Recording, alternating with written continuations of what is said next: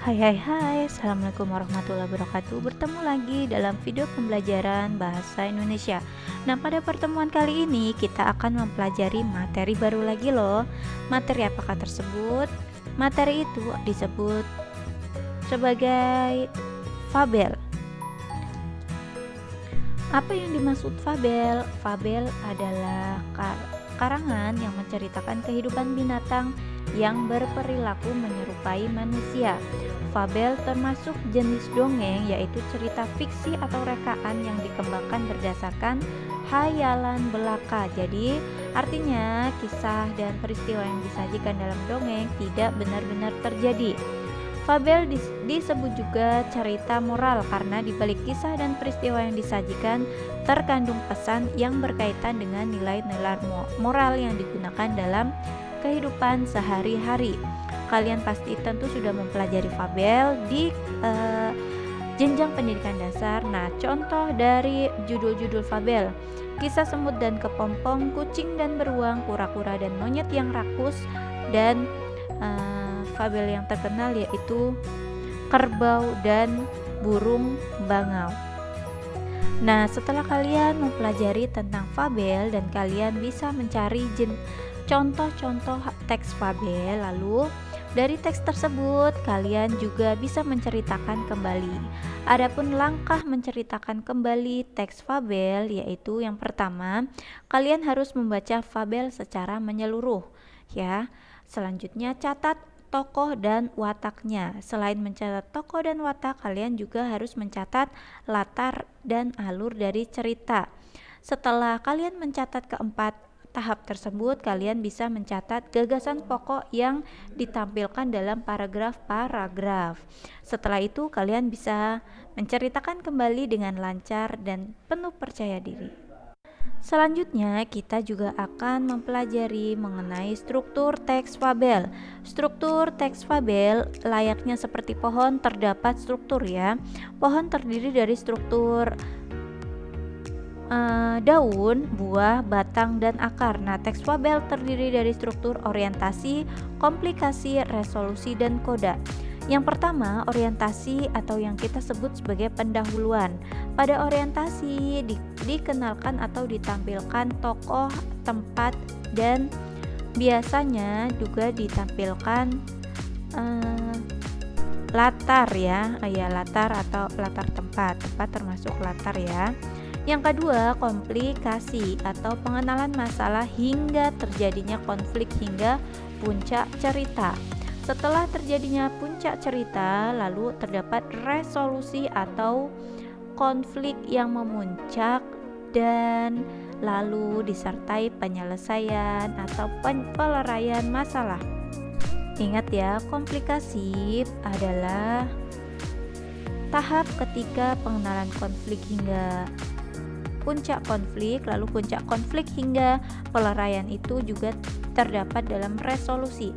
Dan yang terakhir yaitu koda atau penutup.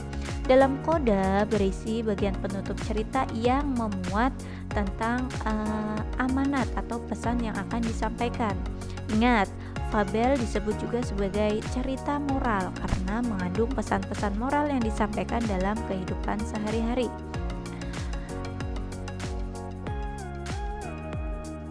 Selanjutnya, kita juga akan mempelajari tentang unsur kebahasaan fabel.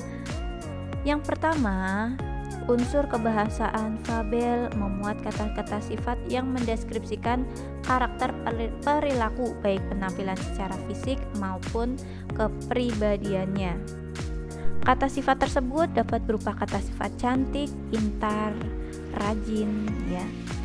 Yang kedua, memuat kata-kata keterangan untuk menggambarkan latar ya. Latar bisa kita ketahui latar terbagi menjadi 3, latar tempat, waktu, dan suasana. Yang ketiga, memuat kata kerja yang menunjukkan peristiwa-peristiwa yang dialami oleh pelaku. Contoh kata kerja: membaca, menimba, bernyanyi, menyapu.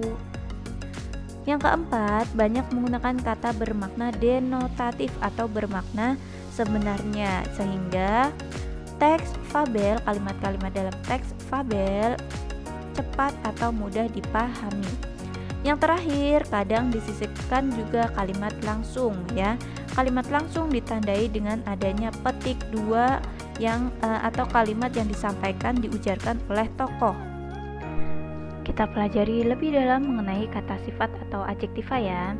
Kata sifat dapat diberi pembanding seperti lebih, kurang, dan paling. Paling cantik, lebih cantik, paling pintar, lebih pintar, paling rajin, lebih rajin.